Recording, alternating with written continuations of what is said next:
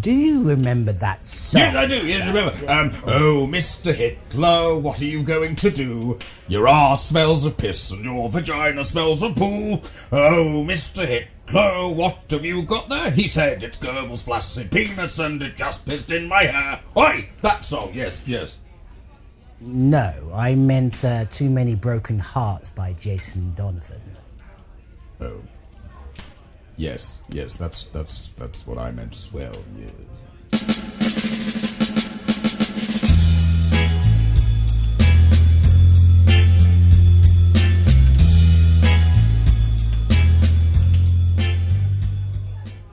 Is it recording now? Is what recording? What is the machine recording? Well, I'm no good with these kind of things. You've got to press the buttons. Press the buttons that make the machine work. Which button? The button over there?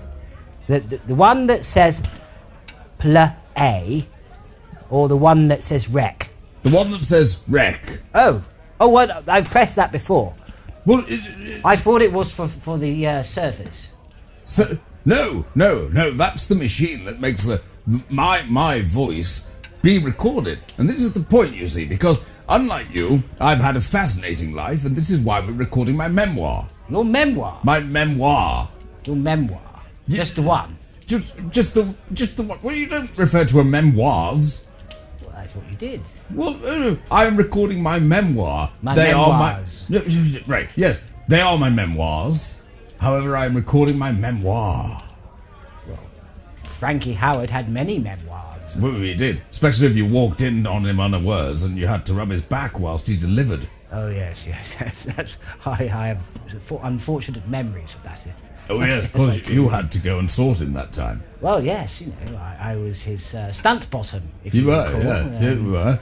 He liked the boys. He did. He liked the boys. He did. But, sometimes to get ahead in show business, you have to bend over backwards, don't you? Well, you do. And do what you can. You do, and especially with Frank. To reach that back part that he liked, you had to bend over all the way. Yes, absolutely. All the way over. I couldn't reach the soap otherwise. No, you couldn't. You absolutely couldn't. Yes. I can't include that in my memoir, though. It didn't happen to me. What are you putting in your memoir? Well, things that happened to me. If you want to write about things that happened to you, then you could do it. But apart from that one time when you bent over backwards for Frankie Howard, and that other time when you got a cushion stuck up your ass, to further my career. We know why you were doing that. Look, what you need to do is you need to write a book. You need to write a book which is entitled "The Time That I Bent Over Backwards for Frankie Howard," and that's all it's about. I don't write things down. You can't write. Not since I had an argument with a pen. Pens are evil. Why are pens evil? Well, they just get ink everywhere.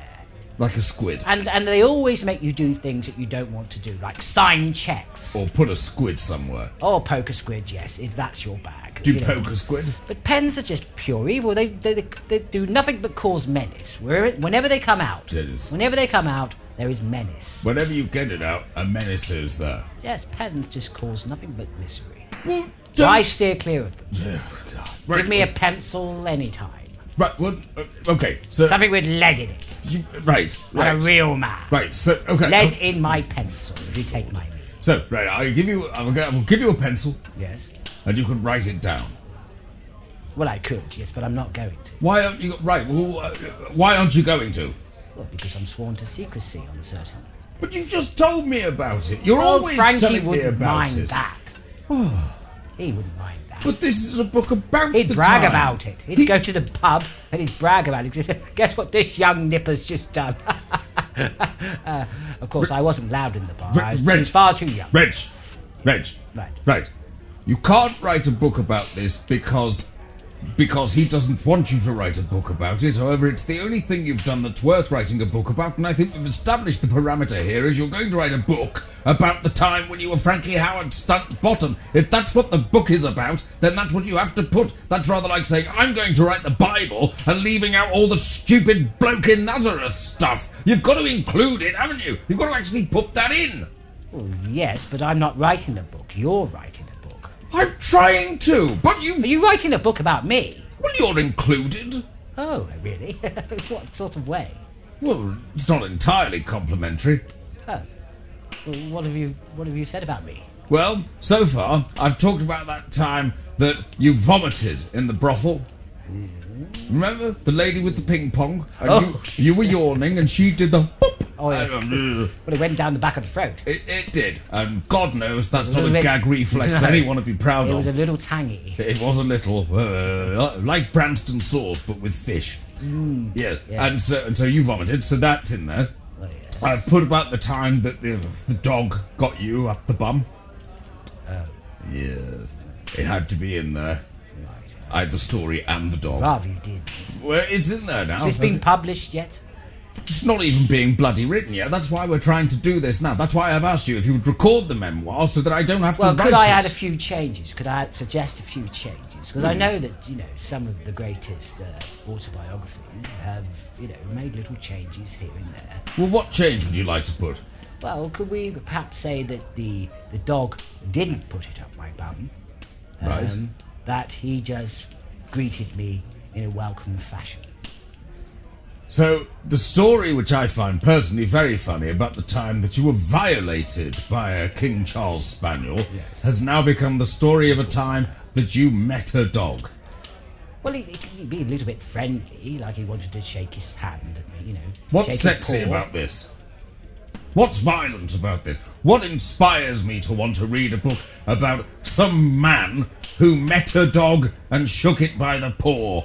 Well, it was Liberace's dog. Are you suggesting it had been somewhere? No, I'm just saying there's your glamorous element. That Liberace. It's not an elephant. It's a dog. Once gave me his Liberace, as in the greatest piano player and camp musician in our known history. Yes? Yes. It was his dog. And that's it? Well, it was a beautiful little thing. Was Liberace there? No. So there's no story to be told. You met a dog. You shook its paw. You say it belonged to Liberace. We don't know that. It could have just belonged to anybody. You met it. This has got nothing to do with the book. This has got nothing to do with my book. So far, we've got a story about you meeting a dog. Nobody is going to spend £14.99 on a story in which a man meets a dog. All right. Least of all you. What if the dog had rabies? Did the dog have rabies? Think hard. No. Right, I can see a problem here. Oh, right. Let's angle this out a bit. What if the dog was... I've got it. Yeah. I was on a burning building. Oh, Christ. And the King Charles Spaniel Yes. jumped out of Liberace's limousine, which happened to be passing by on its way to a concert for the Queen. Yes.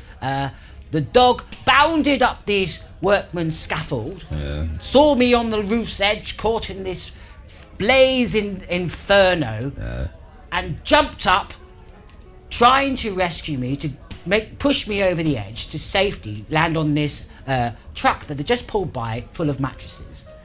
But obviously, in his excitement to push me over, accidentally inserted his head up my bottom as we fell into these mattresses. Now I'm interested. Well, that's close to what happened, minus a few details. Did the dog's head go all the way up? Well, yes. But he didn't find the ball. I'm very interested in this story. Well, give me a drink and I shall tell you more. I believe this is page 3 material.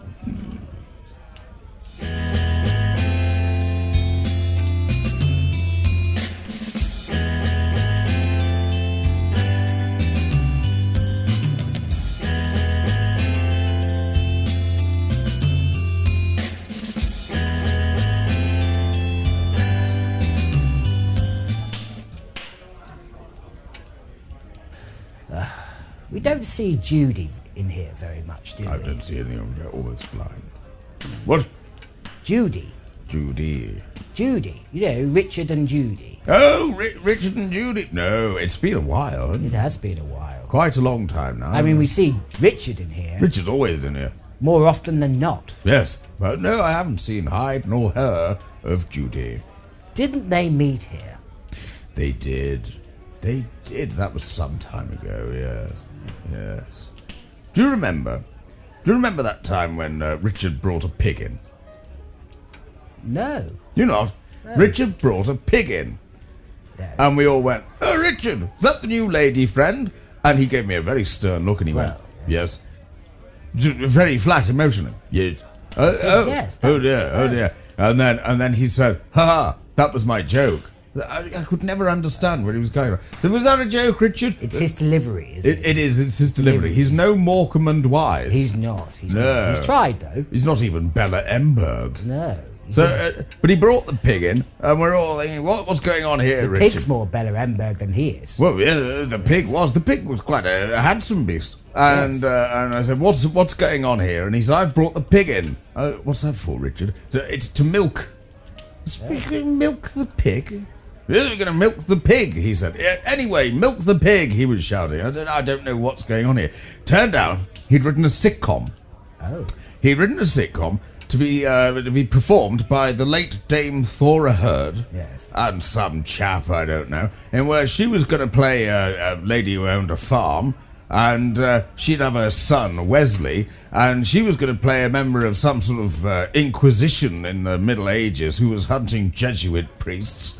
And "Oh, Wesley, you've been looking for Jesuits again?" And he go, "Oh, mother." I can't remember the full script. And then, "Oh, don't you mother, milk? There's pigs to milk." And then, the whole thing would be culminating in the audience joining in with her as she went, "In any way, milk the pig," and they'd all shout, "Milk the pig." Oh, I see. I don't know what the hell was going on in his mind. Yes. ITV. That's definitely an ITV. It's not BBC. The BBC wouldn't even humour that kind of script. Well, they wouldn't. When I worked at the BBC, it was wall-to-wall fascism, and it was better for it. Well, yes, it was rigid. It Rigid was. and stern. Richard and Judy would have been more my sort of thing. Yes. Richard and Judy's. Well, he is a bit stiff. Yeah. So how did Richard meet Judy? You never said. Oh, well, Judy was at the bar. Oh, right. And Richard's come in with his idea for a sitcom, and he's got this pig, and he's going round going, "Milk my pig, to everyone. And everyone's like, "I don't want to milk your pig, Richard. I don't want to milk your bloody pig, you dirty man." And he went up to Judy, and he shouted, milk my pig, look at its one booby." And everyone said, "Richard, pigs don't have one booby, surely. Pigs have got at least 6, in my experience, they've got at least 6. 6 or maybe 7. Yes. But never one." And he goes, "No, look at my pig." I never get around to that end, usually. Well, you should have a look sometime. Milk my pig. Well, next time I'm in the country, I might have a little gander. Well, yeah. And if you can't find one of them, have a pig. But and then to prove a point, he held the pig upside down, Yes. and he said, "Look at my pig's titty. Look at my pig's titty." Richard, that's not a pig's titty. And do you know what it was? It wasn't a pig's titty. It was its gentleman. I see. It was its bloody gentleman. And I was about to say, I said, "Middle trotter." It was. And I said, "Richard, that's a bore." And he got very upset. He thought I meant he was boring. Yeah. I didn't have a chance to say anything else because Judy suddenly goes, I will. She's all fingers and thumbs, and she grabs him, Richard shouting his new catchphrase as he thinks of it. "Anyway, milk the pig." And Judy starts milking the pig as hard and as quick as she can, laughing all the way. And she had a cocktail glass with her, Yes. and the pig sort of burst forth into the cocktail glass. Oh dear. It looked like a Docker's omelette. It was disgusting. Absolutely disgusting. She's always got a drink in her hand, that woman. She has. She stood there. She's got a cocktail glass full of pig's wedding milk. Yes. And she's got Richard shouting, "She milked the pig. She milked the pig." That was how they met. Inseparable ever since. Good luck to him, I say. Fully approve. Dirty boy. Yes. Well, they're not getting on too well recently, though, are they? As the pig died. Probably. Oh dear. That could explain. No, I've heard through the grapevine that they're just not getting on at all. That's a terrible shame. Now all they do with each other is they don't milk pigs or anything extravagant like that. All they do is read books. Why do they read books?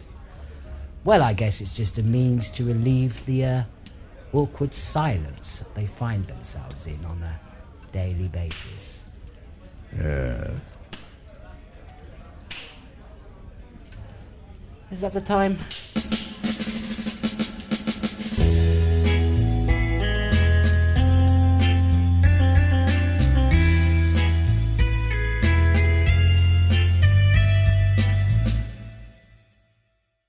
you've had a fascinating life. I had a very interesting life. I can't argue with that point. You can't argue with life. I can't. You can't argue with that. Don't call me that. Call me fucking Archie. Call me Paul, you silly fucker. I did not. You did. You get in character at once.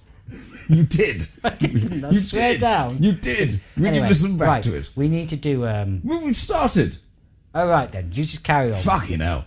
Right. Yeah. So recording my memoir.